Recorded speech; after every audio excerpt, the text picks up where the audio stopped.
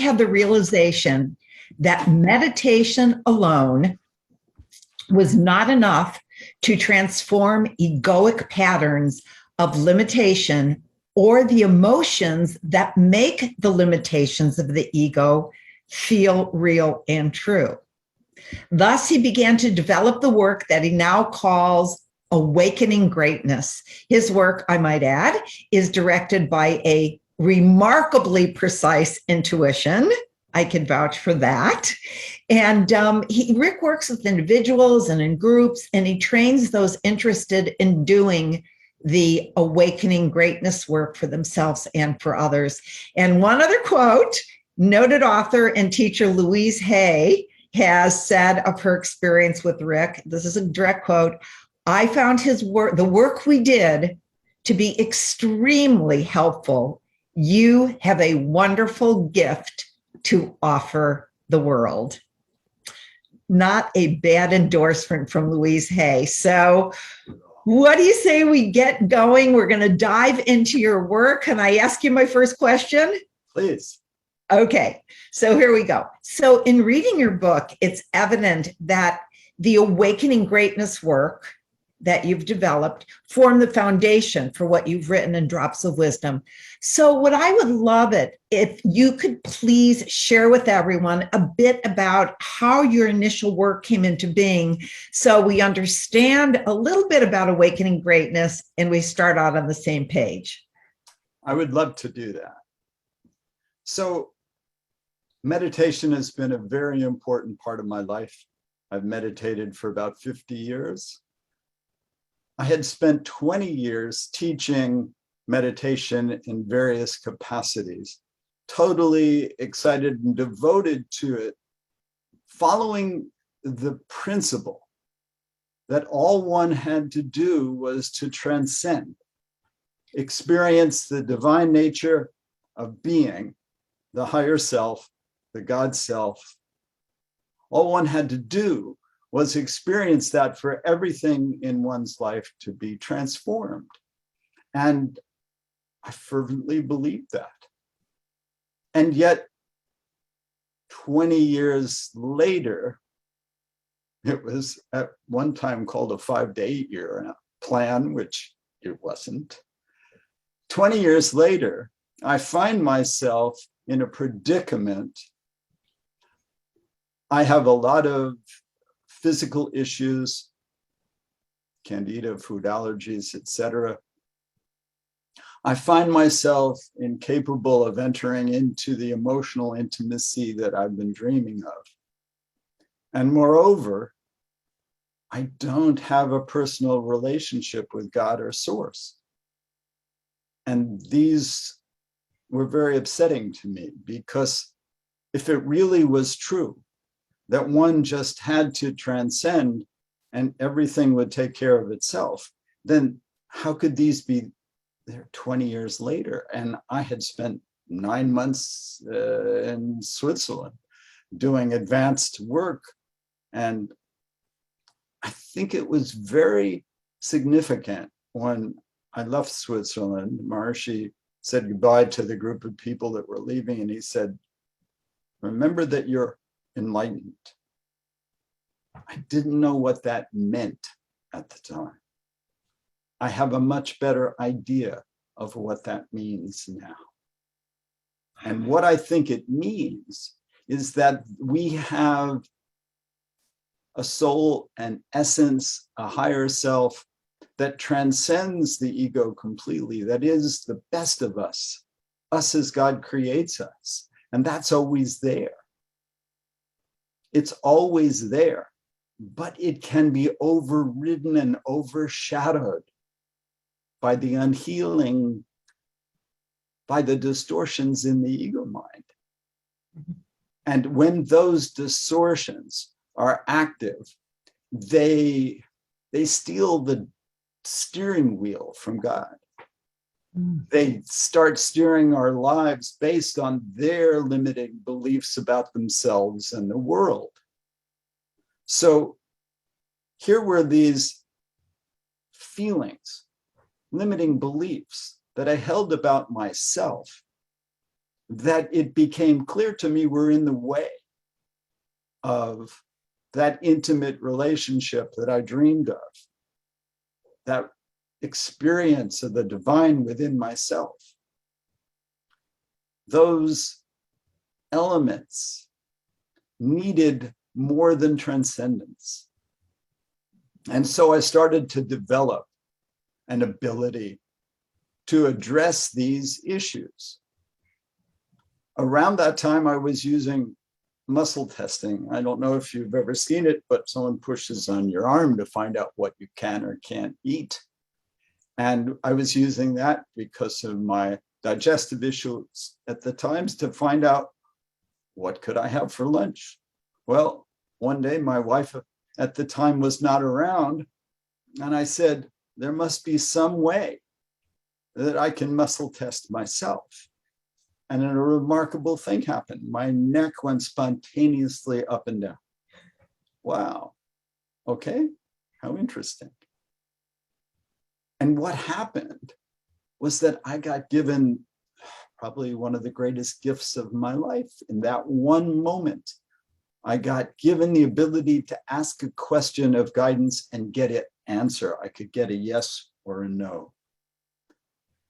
For years, I used this until it became even more refined.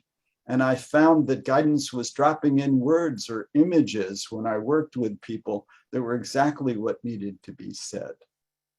So I realized that my work is an adjunct to the exquisite benefit of meditation, but not the complete job, because the limiting beliefs at the egoic level and the emotion that make them feel real, they can dominate the conversation we have with our higher self and control it. If we believe that we're not deserving, if that's our limiting belief, and I'll talk about how the unconscious plays into this, because it's 98% or something like that of our mind. If we're believing we don't deserve, what's going to happen is that we're going to deflect the goodness. We're going to push the self away, and we're not going to let grace in. And so my work became, what do you do to support the awareness of who we really are and let go of who we just think we are at the ego level?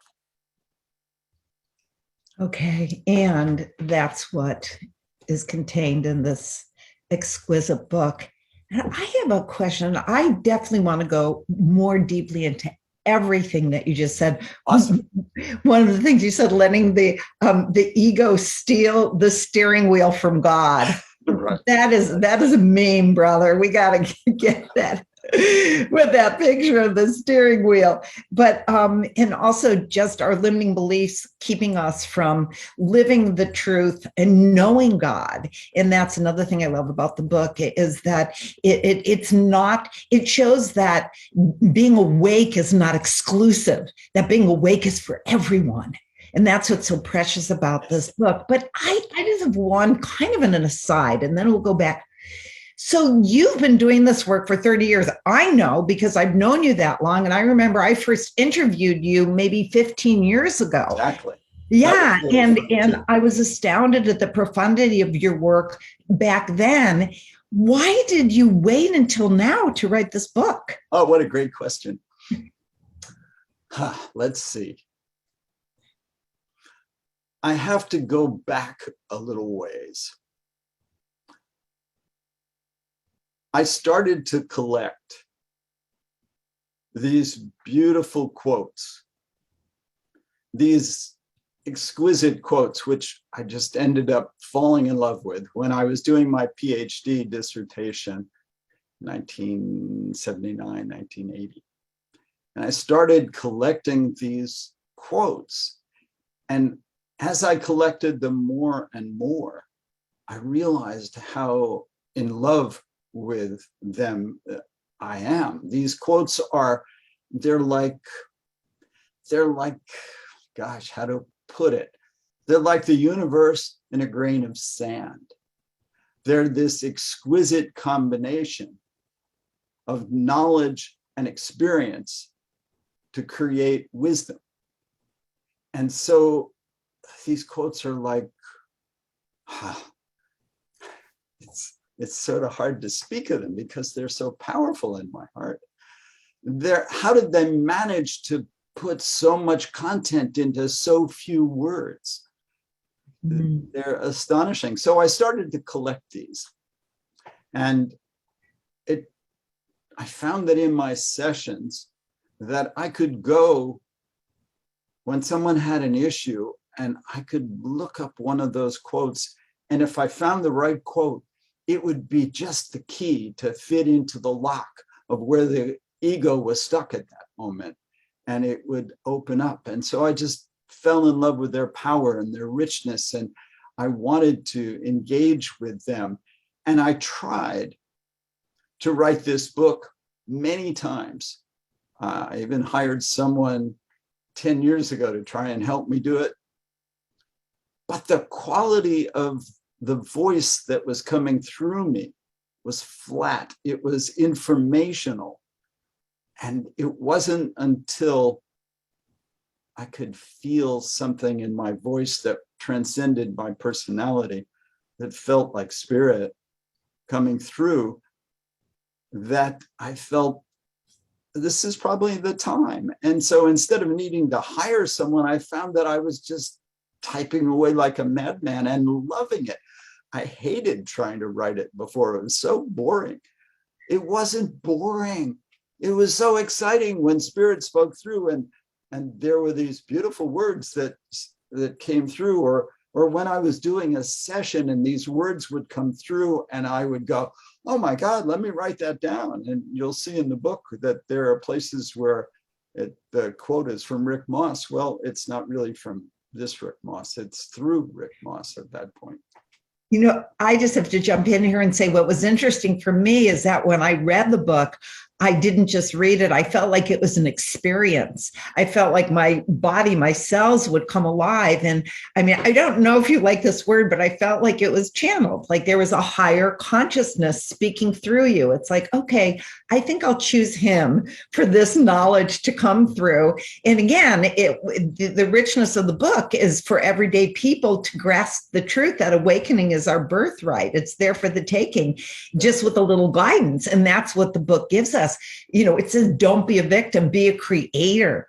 I mean, when you sent me a copy of the book, I just looked at the cover and I had an experience of transcending and then the ripple effect. It was like this, just the name of the book and the cover was experiential for me. And it just felt like it touched the corners of creation.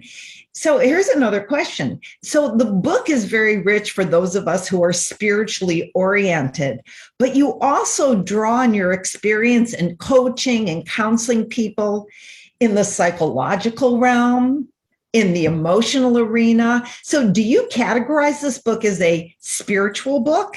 Oh, that's a great question. What is spirit really about?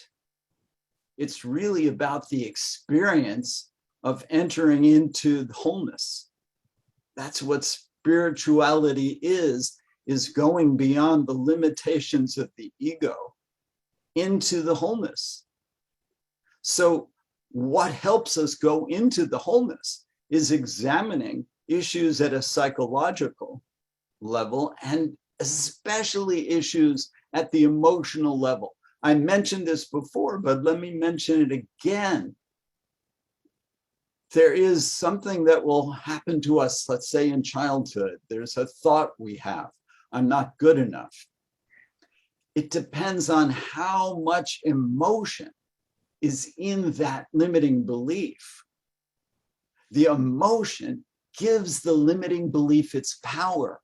So if there was just once or twice we didn't feel that, there wasn't much emotion, it's not going to be a big deal. If it happened many times that we had a critical parent sort of making us feel unworthy, unlovable, no good, all of that emotion gets poured into that. There's an enormous amount of emotion that makes the limiting belief feel real. Drain out the emotion, which is what the work does, release the emotion, and that limiting belief sort of crumbles by itself. Wow.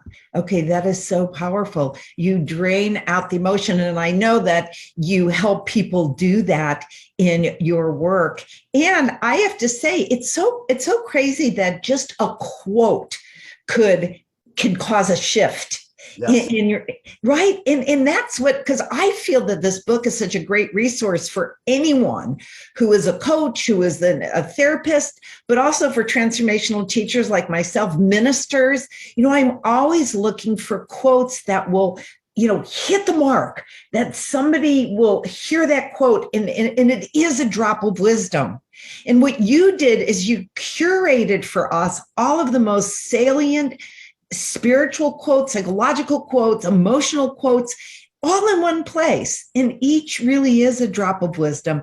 And I was thinking maybe right now you could share with us one of your favorites, because I know I can open anywhere and find a favorite, but I would love to know what your favorite is. All right. This is what I love to do. So my pleasure. Here's one of my favorites, and I'll tell you why these are some of my favorites. This is from Rumi. Rumi says, your task is not to seek for love, but merely to seek and find all the barriers within yourself that you have built against it. I mean, can you just feel the power of that? Yes. It's the universe in a grain of sand. It's the whole course of the unfoldment into wholeness. We have built these barriers out of the ego. They block our access to love. The love, like enlightenment, is our divine nature. It's always there.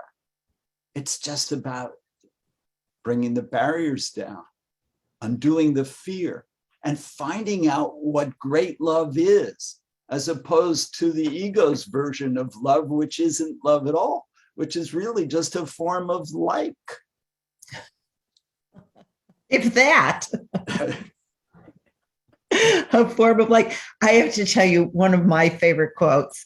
Of course, it was in the chapter on God, and as if the whole book isn't about God, but the one, because Saint Therese from Avila is one of my favorite saints, and I know this quote: "Only at the shrine where all are welcome will God sing loud enough to be heard." Goosebumps. Gosh, does it just not enlarge your heart instantly? Oh. Instantly. Okay, so now I have another question. Yeah. Your work and your gift deals with the unconscious. Right. And I was reading, somebody actually asked in the chat, what's the difference between the unconscious and subconscious? So you can ask that at any time, but I would love to answer that. So you want to answer that first, because okay, go ahead and do that. And then I have my next question. Okay, but I have other quotes I want to share. Okay, share another, because just share one child. Okay. The answer is, I treat it all as the unconscious. I choose to believe the subconscious is the more accessible, superficial layer of the unconscious that we have more ability to access than the total unconscious, which is further away from our ability to tap into. Great. Perfect. Thank you. Oh, can I share another? Yes. All right. This is from someone I know that's close to your heart as well, Sri Sri Ravi Shankar. In true love, there is no heartbreak. A broken heart means broken demands, broken expectations, and broken hopes. There it is. That's great love. That's our first chapter. Great love has no demand, no expectation. It has David Rico's work of the 5 A's, which is a wonderful way of looking at the qualities of unconditional love, because whenever I say unconditional love, somehow our eyes go a little blurry and, well, what is that? It's far away from getting us in the gut. It's just over here. So by breaking it down in the first chapter into attention, affection, appreciation, acceptance, and allowing, the 5 A's as Rico calls them, it helps us get a hold of it, sort of chew on it a little. And yeah, I love the first chapter too, but I have to tell you, one of the parts of the book that is my favorite is page 42 and 43, where you summarize what you call all I have learned. Oh, nice. And you share some of the main points regarding the unconscious and healing, and especially how it relates to the inner child. And I know when people get the book, they can go there, but I was hoping you could share those 8 points with everyone. I find them so rich. I would love to do that, because it's like, oh my God, this is so clear as to why it's important to address the wounds of childhood. So here goes. Thank you for letting me do these, because I love having come to these conclusions. So 1, the unconscious is like a basement. Anything experienced in your life, whether positive or negative, is still in that basement, making an impact. You have a choice to heal and clear out the unwanted residue of effect. 2, it doesn't matter how long ago the experience or impact occurred. There is no past in the unconscious. Everything exists as now, not as then. So the suggestion to just get over it is not a realistic option. The mind of the child is inherently narcissistic. It's a built-in survival mechanism to protect the developing self. Everything that happens to a child, usually up until the age of 6 or 7, is held in the child's unconscious mind as being about them. 4, if the mother or father were unloving, absent, cruel, abusive, etc., the child can't help but believe that they deserve to be unloved or abused. Unless these embedded beliefs are healed, they will continue to be acted out throughout life. 5, the good news is that because there is no time sense in the unconscious, you can, in this moment, give your inner child the love, care, and protection they need, but did not get. 6, there is not just one big inner child.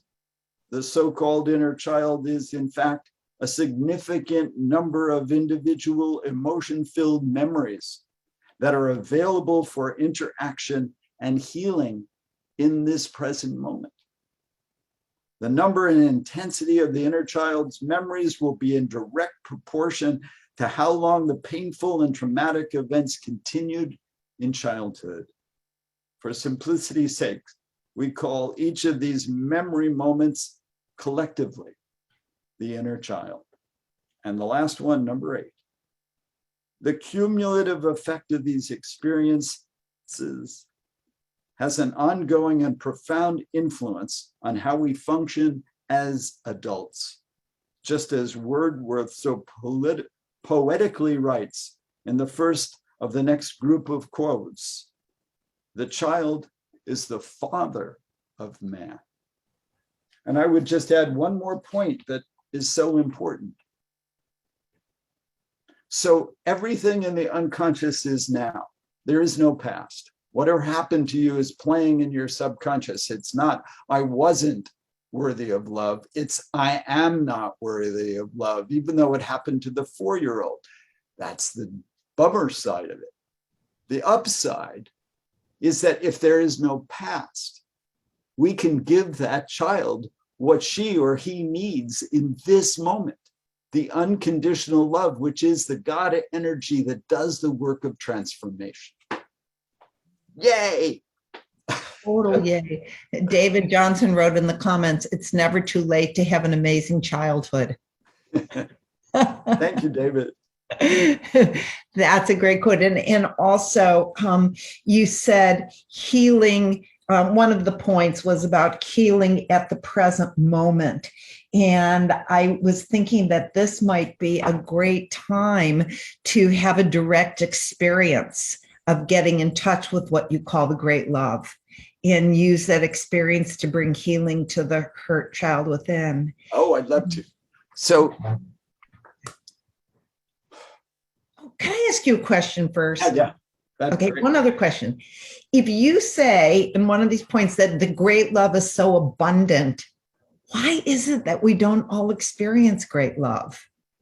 If you want to see what you want, look at what you've got. So, if you want to see what your unconscious is programmed to bring you, look at what you're experiencing.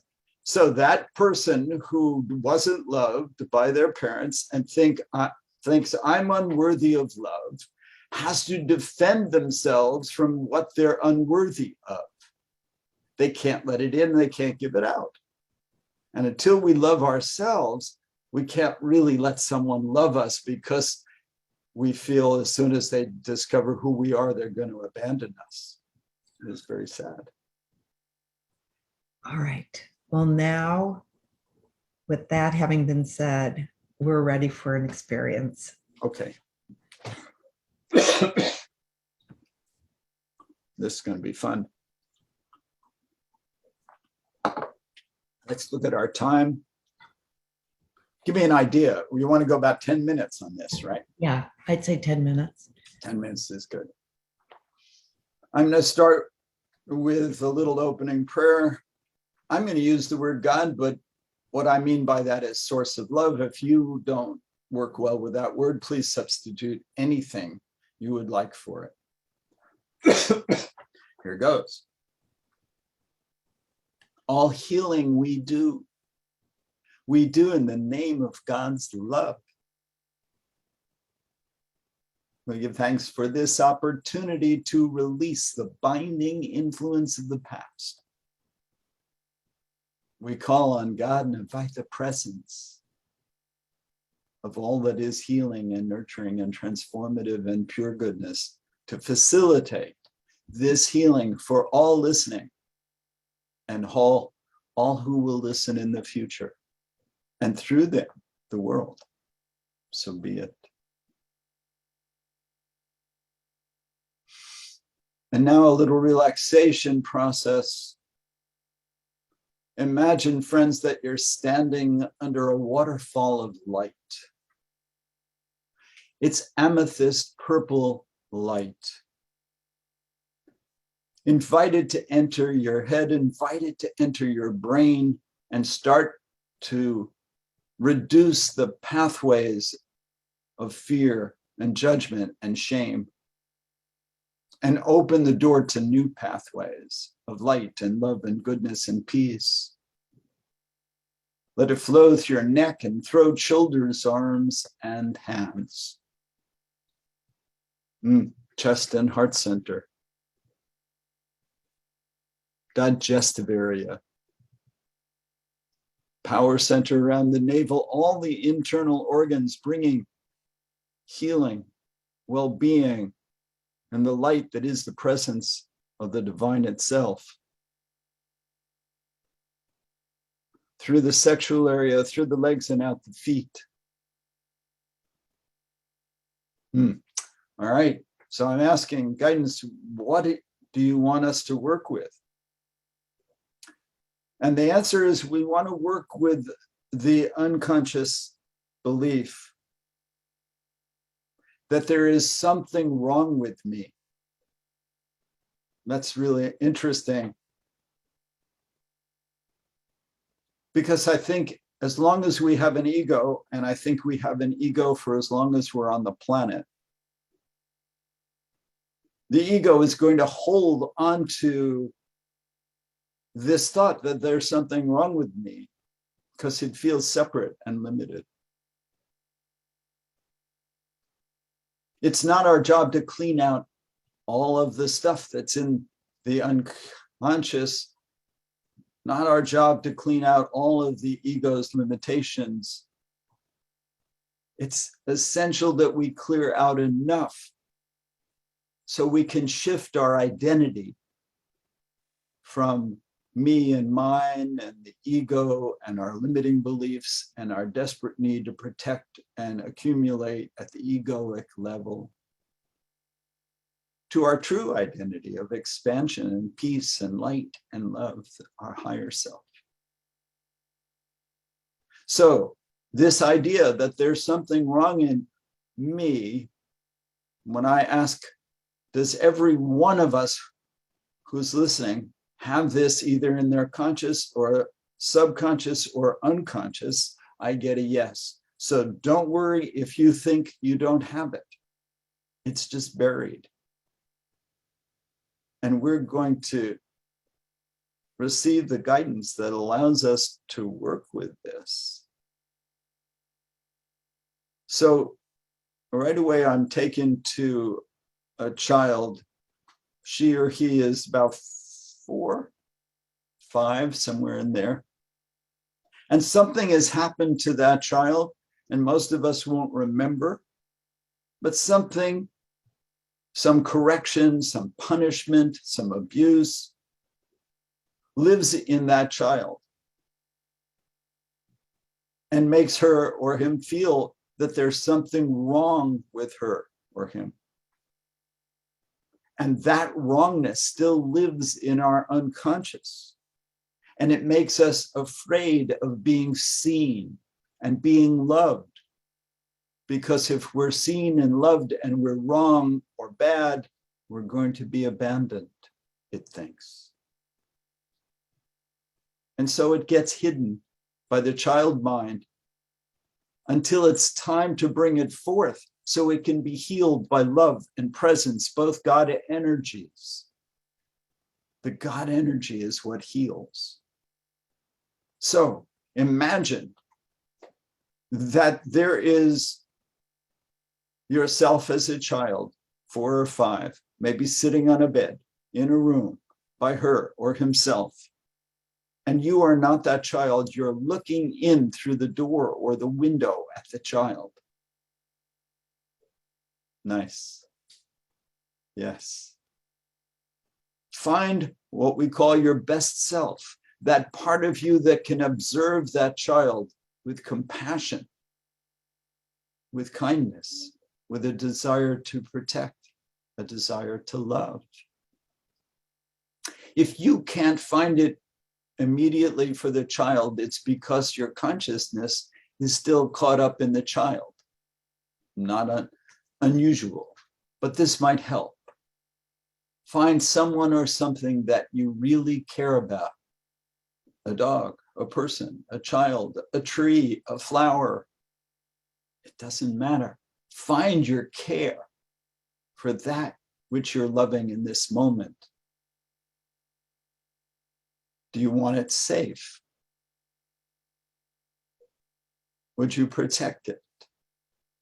Do you celebrate it in your heart? Find that feeling and now pivot in your awareness and direct that to the child. That's it. That is now, I believe, God shining through you, the healing energy of unconditional love that heals the limiting belief in that child. And go to the child and say to that child, I have come to be with you, and it is perfectly okay for you to feel whatever you feel, and I will still love you. To shine that love on that child that allows that child to have her or his own feelings. Find that care and compassion in you that allows that child to make mistakes and still holds that compassion and love. There we go. Lovely. Ask if you can sit next to the child Perhaps the child will let you hold its hand or put your arm around its shoulder.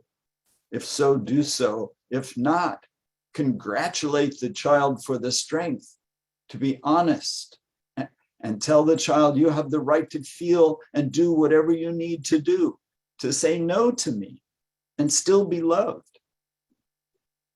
Because this is unconditional love. No demand, no expectation. Just this energy. Oh man, can you feel it? Just this energy coursing through, which is the healing God energy. It's beautiful. Oh, so nice. Now, tell the child, if you would please, it was never your mother or father's job to give you this energy 24/7. You know what? They couldn't. Maybe they couldn't even do it at all. That wasn't their job. Their job was to set up the conditions for you to come to learn to love yourself. And that's what's happening now. I have come to help you learn to love yourself just as you are. Because nothing you do or think or say has anything to do with your lovability.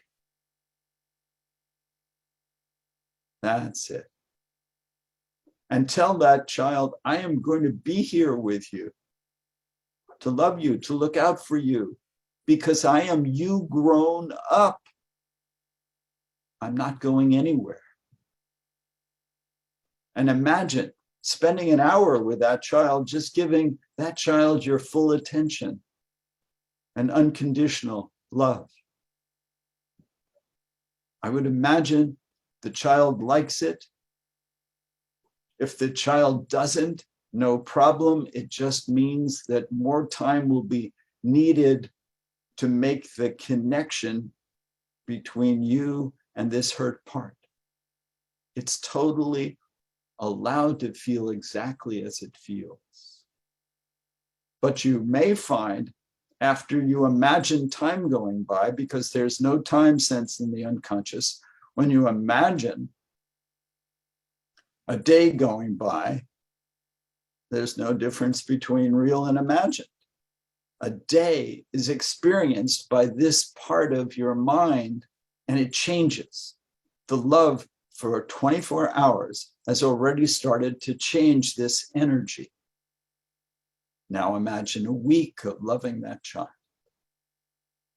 Imagine how the child would change. It's essential that you feel that love that's moving through you.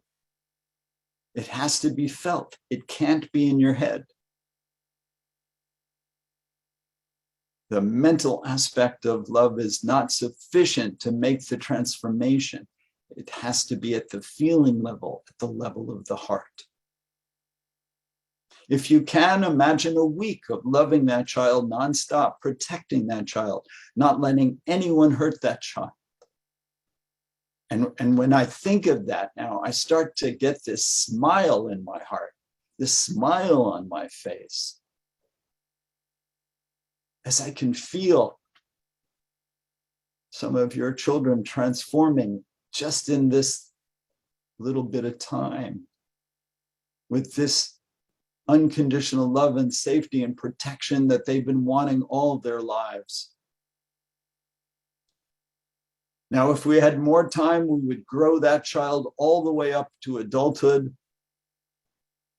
And in the book, you have those steps. You can do it for yourself. But as that child grows up to adulthood, what you're going to notice as you grow up that child child changes, doesn't have the same life that you had. It's like a plant in different soil. It would grow up differently. This aspect is a facet of your divine self. It grows up with that love and protection and safety to be an aspect of your higher self. And if we were doing the whole session, I would say to you, so we started out with this aspect that feels that it's somehow wrong or bad, not enough, damaged. But after receiving this love for 20, 30, 40 years of imagined time, I bet this part is just glowing, radiant. Because this part is you without your stuff. And as you do this process, and it needs repetition, it's like building a muscle. You don't do it once. There are many of these moments that need to be addressed with love and that will melt. And each time one of those moments melts, it becomes part of your awakened heart. And there is more capacity to shine that love into the world. And so we ask that this healing be integrated through all time, space, dimensions, and interdimensions throughout the hologram of life and existence. And so it is. Wow, that was fun. No. While people are coming out, take your time to come out. You don't have to open your eyes right away. But I have to find this one quote from you that it just, of course, I turn right to it. This quote from you that says, God's love for you overflows from such a full heart that it floods the universe with light and whispers your name with such tenderness that if your heart were not eternal, it would melt. I remember when that came through, I went, where is that coming from? I want to meet whoever said that. Well, everybody, you are meeting that person that quote came through. And that was just an exquisite experience.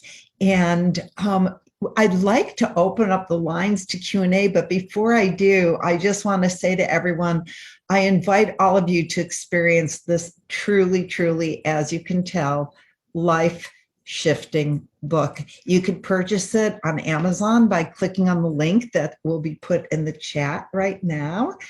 Thank you, Judith. And Sean says the meditation's so powerful. Hi, Sean. And Christine says beautiful. And thank you, redemptive. Lovely. I'm in tears. And so it is. Oh, yes, indeed. Anyway, so people really enjoyed that. And so you can purchase the book on Amazon by clicking on the link in the chat. And I also just want to mention, if it's okay, that if you're drawn to deepen your sense of self and you want to work directly with Rick, needless to say, I couldn't recommend anyone more highly. And you can go to, oh, good, Judith put Rick's website, which is essentialpathways.com, and you can book a one-on-one session with Rick. And I just want to add, thank you on everyone's behalf for the generosity in what you charge for a one-on-one session. I mean, you're one of the best.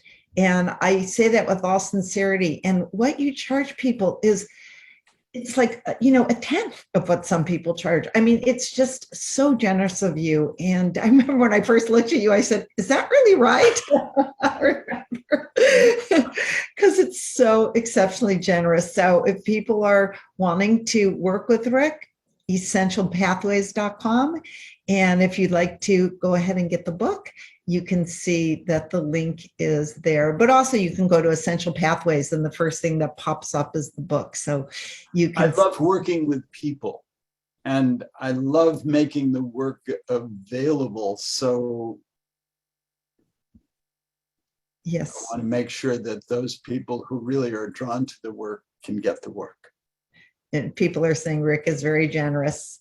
And Michelle has said, thank you. I purchased my book. I love that you said my book instead of the book, because you're already like taking ownership of this, the beauty that is in this book. And Loretta said, this is profound. She says, thank you for reminding me of what you have already taught me.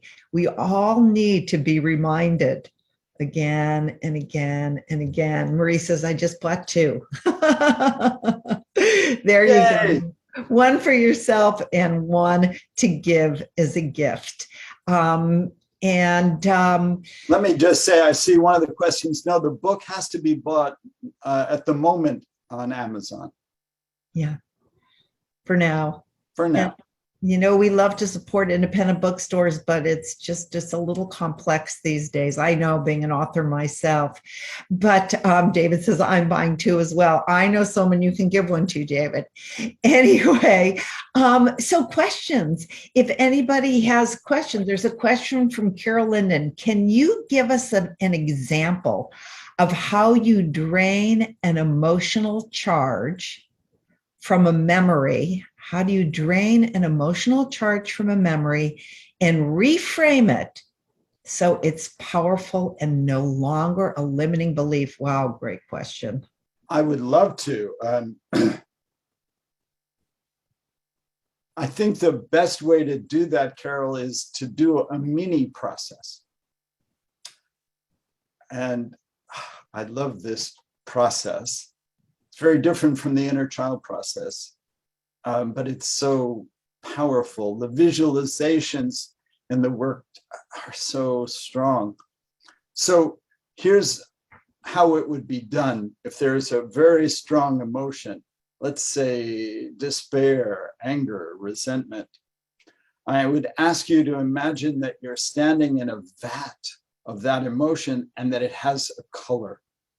And then I would ask you just to be with that emotion, not trying to change it. Because if you are just with it, you're loving it. If you're trying to change it, it comes out of the energy of unconditional love. And just being with is enough to start the healing process. And once that goes, then we can use the visualization of pushing the button and letting that liquid, which is the emotion of despair, or anger, or depression, drain out into the earth to be transmuted. And then we can step out of this vat that we're in into the present moment. And that's where the magic happens. So visualization is just so powerful. And it forms the crux of the work that I do. So is being in I could just feel, viscerally, like having that emotion, whether it's anger or guilt, or, it having a color and being surrounded by it. Is that the same as accepting it, or is that something different? It's like a mother or a father sitting with a sick child. You can't change the sickness, but you can hold presence. And presence in and of itself helps the child heal. So that's what we're doing. We're holding presence for the emotion. And lo and behold, holding presence for it allows it to be affected by God, energy, unconditional love, allows it to be cleaned up. And then it can be released through intention. It's very powerful, very powerful. And so powerful when you step out into the present moment. What happens then is really cool. Yes, and somebody said, I love the metaphor of draining that vat. I also love that. So here's a question from Benjamin. I sat with my wife and 3 teenagers and read sections of the book out loud. It was really deeply beautiful and transformative. Please ask Rick if that is how he envisioned this book to be read and shared. Thank you, Benjamin. Let's see what the answer is. To answer that question, that part seemed to be beyond my ken. My job was to get it out there, and then guidance was going to instruct people on how to use it that works for them the best. I love the idea of people sharing it and reading it. I know that there is one book club using it now, and they're having a fantastic time with it. I would love to support book clubs. If you know of anyone who would like to use the book in a book club, I'd be glad to show up on Zoom and answer questions. I think that would be a dynamite way of doing it. The way you did it, Benjamin, with your family just touches my heart so much. I'm so glad that you did. And the way to get in touch with you would be to go to your website. Is there a place where people could, because you just offered to speak for people's book clubs. I don't know. I did, absolutely. I would love to do that. They can go to my website and then it will get forwarded to me as Rick at Essential Pathways, or they can send it to me directly at rickmossphd@aol.com. Okay, could somebody put that in the chat? Rick Moss, PhD at AOL.com.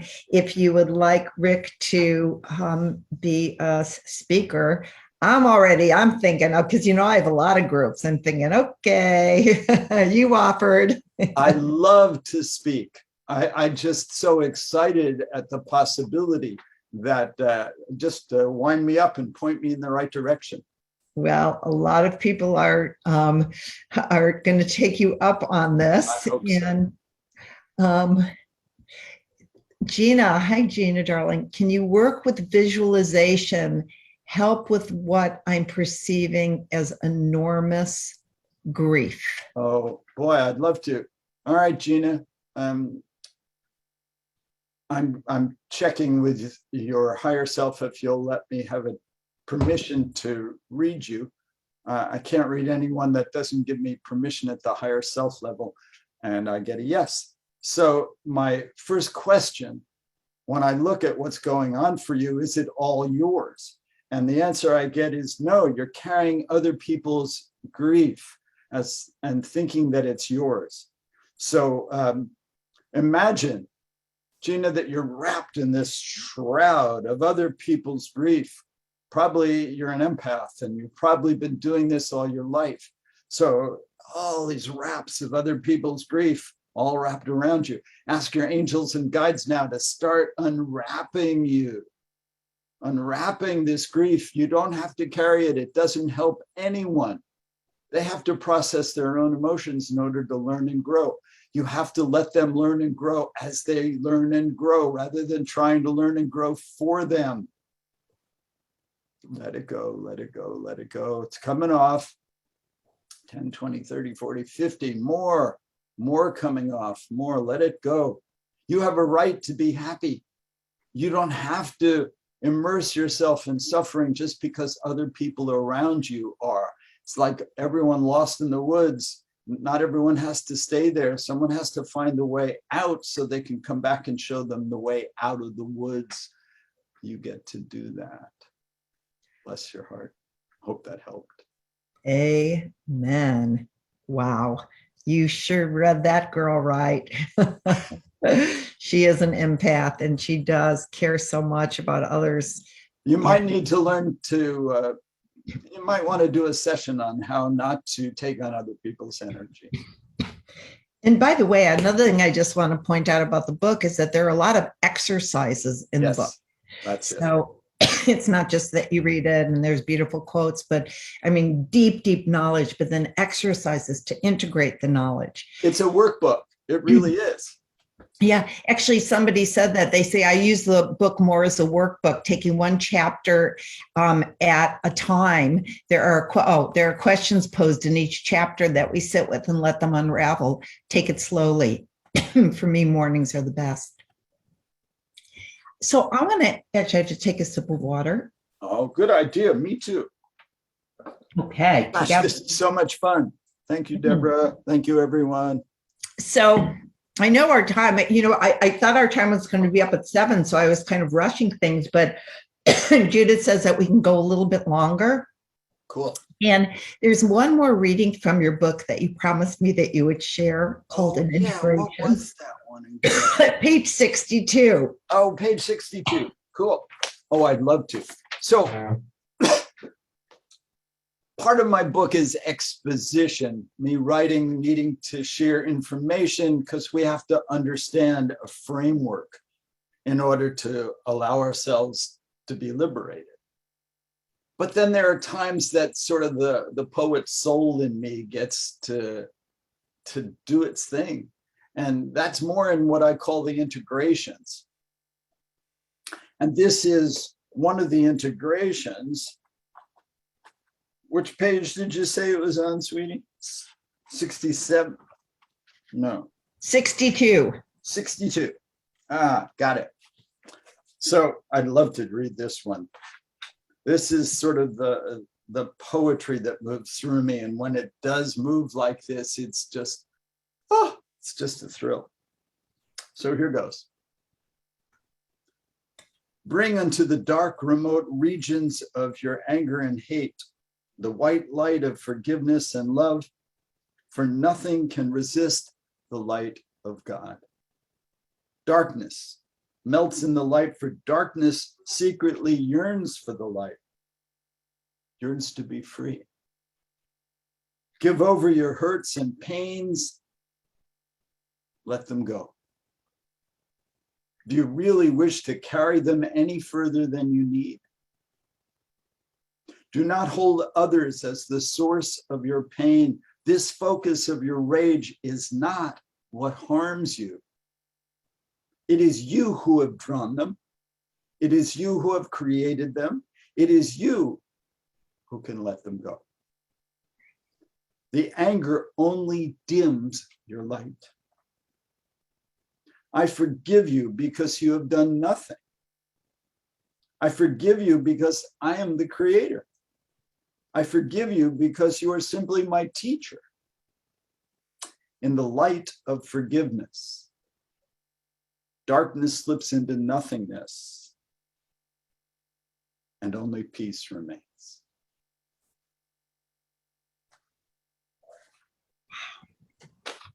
Ooh. Wow. Wow. And I also have to say that your son is here. Yes, hi Daniel, love you. Daniel, and I love you, Daniel. I've known Daniel since we both have Daniels, and I've known Daniel Moss since he was a tiny little guy running around the meditation courses that we were on together. And he says, well, the title Drops of Wisdom may refer mainly to feeling into the quotes of the book. I think it's also a tip into how to read the book for most impact, letting all the words sink in like a mantra and ripple their meaning into you. Wow, you raised a poet. He is a bright light. He is a bright light, and it just reminds me of the cover, the ripple. Yes. Thank you, Daniel. It's so true. It's not just the quotes, although the quotes definitely are drops of wisdom, but every single word of the book.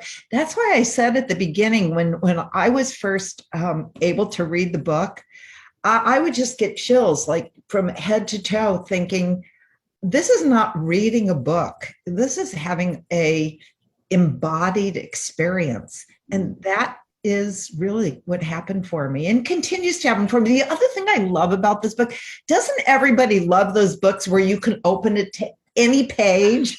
Yes. And there's something that that just speaks to you. Oh, I just got one of my favorite quotes. Oh, good. Eleanor Roosevelt. Yeah. No one can make you feel inferior without your consent. I love it. I love that quote. And also, I love how the book is organized. That's in the chapter on relationships. I mean, everything is so exquisite. 4 approaches to help relationships thrive. I mean, it's about knowing God. It's about thriving in everyday relationships. It's about, satsang, living genuine happiness. I don't know where that chapter is, but that was one of my favorites. About living genuine happiness is the essence of who you are, not being happy because of something outside yourself. Beautiful, beautiful. But just living the essence of happiness. I don't know. And then inner stillness. Oh, can you tell me? Girl, you go. I love this book. I do. I told you I have it by my bedside and I pick it up because, a lot of people, they'll listen to the news right before they go to bed. And me, what I do is I open my book before I go to bed. And then I just feel peace. I feel connected to God. I feel connected to all there is. And anyway, if there's anything else that people want to ask, if not, yes. I see a question from my dear friend and helpmate Sapphire Grace, who helped with this book. Thank you, dear. How does this affect the world? We were speaking about my early teacher, Maharishi. Maharishi used to say, if you want a green forest, all the trees need to be green. Well, what they found was you don't need to make all the trees green. They found it was actually a number like 1% or even the square root of 1% that were radiating consciousness that could affect the whole of society. So as we become that active 1% and we spread this beautiful love and the vibes of goodness and grace throughout the world, it will affect the other 99%. And so it is. So it is. Deborah, thank you so much for being here. You know how much I love you and how much I appreciate your doing this. And likewise, and thank you for finally writing the book. Yay! You did it. And everybody, there is so much more depth and beauty where in this book, you've been with us for an hour, you've just gotten the appetizer. So I just want to say thank you to your team. That is fantastic. And thank you, team. Couldn't make this event without you. Right. And your wonderful son who is there. I mean, what son comes on to support their dad like that? I just love it. It shows the beauty of your relationship with Daniel. And thank you, everyone, for spending this time with us. We hope you enjoyed our drops of wisdom. And most of all, Rick, just thank you for being one of the most beautiful, genuine, heartfelt, filled with love, and brilliant people on the planet. Thank you, Deborah. Love you all. Thank you so much for gracing me with your presence tonight. Thanks everyone for joining. Rick and Deborah, if you have a moment, I'd love to take a few screen caps as a photo of both of you right now. So all of you who are here, feel free to stay tuned for that as we have a mini photo shoot. Rick's a link to Dr. Moss's book is also again in the chat.